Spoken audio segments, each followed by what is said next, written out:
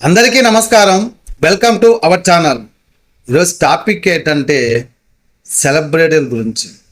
Celebrities, ఈ celebrities వల్ల సమాజానికి ఎంత ఉపయోగం ఉంది అనేది తెలుసుకుందాం.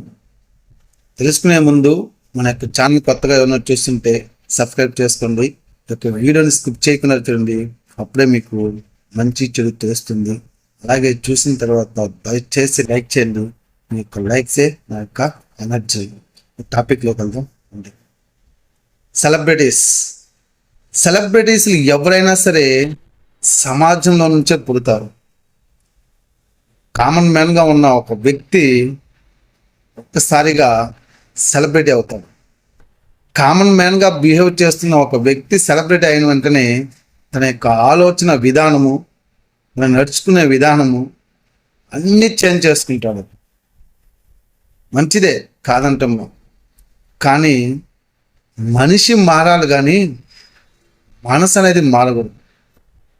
మనమేంటి, మన మూలలేంటి, మన యొక్క ధర్మాలు ఏంటి అనేది తెలుసుకోవాలి.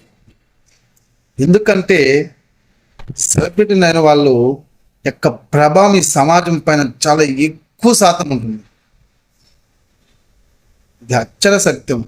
కామన్ మ్యాన్ ఏదైనా ఒక మంచి మాట చెప్తే ఎవరు రిసీవ్ చేసుకోరు.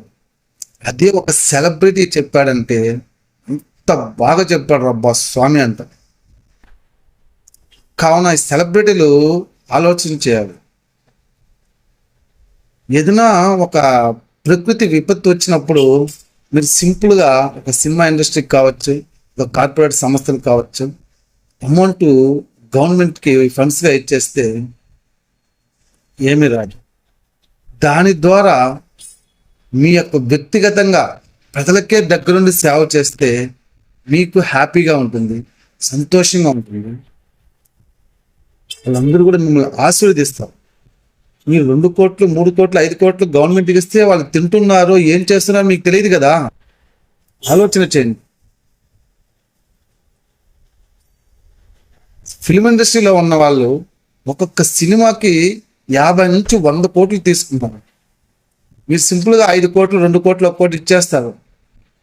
కానీ అది వాళ్ళ వర్క్ ప్రజలకు వెళ్ళి చేరుతుందా లేదా అని ఆలోచించండి. మీ ఫ్యాన్స్ ఉన్నారు కదండి, స్టేట్ వైజ్ ఫ్యాన్స్ ఉంటారు, డిస్ట్రిక్ట్ వైజ్ ఫ్యాన్స్ ప్రెసిడెంట్స్ ఉంటారు. వాళ్ళ దగ్గర పెట్టి ప్రజలకు దాన ధర్మాలు చేయించండి. మీ యొక్క ఫోటో పెట్టి చేయించండి. మీకు మంచి పేరు వస్తుంది కదా, 10 మంది ఆశీర్వదిస్తారు. మీ బిడ్డలకు మంచిది. ఆలోచన చేయండి. మీ ఫ్యాన్స్ గర్వంగా ఫీల్ అవుతారు. మీ యొక్క సెలబ్రేషన్ మీరు చేసుకునేటప్పుడు, ఫంక్షన్కి వచ్చినప్పుడు, ఇంటికి వెళ్ళేటప్పుడు జాగ్రత్తగా వెళ్ళండి అని చెప్తారు. వాళ్ళని కూడా మిమ్మల్ని వాళ్ళు పైకి తెస్తున్న వాళ్ళని కూడా మీరు పైకి తేవాలి కదా. ఆ డబ్బులతో వాళ్ళ దగ్గర ఆ పని చేపిస్తే వాళ్ళు హ్యాపీగా ఫీల్ అవుతారు. వాళ్ళకి మంచి పేరు వస్తుంది కదా, మీతో పాటు వాళ్ళకి మంచి పేరు వస్తుంది. ఫలానంత ఇలా చేశాడు, అతనికి పేరు, మీకు పేరు. ఆలోచన చేయండి. అలాగే మన యొక్క సనాతన ధర్మాల గురించి కూడా మాట్లాడండి. మీలాంటి వాళ్ళు మాట్లాడితే నేను చెప్పాను కదా, ఒక సెలబ్రిటీ చెప్తేనే సమాజంలో చాలా గట్టిగా పడుతుంది. సనాతన ధర్మం గురించి కూడా మాట్లాడండి. అందరూ మీకు కావాలా, కానీ నువ్వు పుట్టింది ఒక సనాతన ధర్మంలో. దాన్ని మర్చిపోతే ఎలా? రేపు నువ్వు చచ్చిపోయినా సరే సనాతన ధర్మంతోనే నీకు అంత్యక్రియలు చేస్తావు. Sorry to say. ఆలోచన చేయండి. ధర్మాన్ని కాపాడండి. సినిమాల ధర్మాల గురించి, న్యాయాల గురించి మాట్లాడడం కాదు, నిజ జీవితం కూడా ధర్మంగా న్యాయంగా ఉండడం నేర్చుకోండి. ప్రజలకు తెలియపరచండి మీ యొక్క సనాతన ధర్మం గురించి.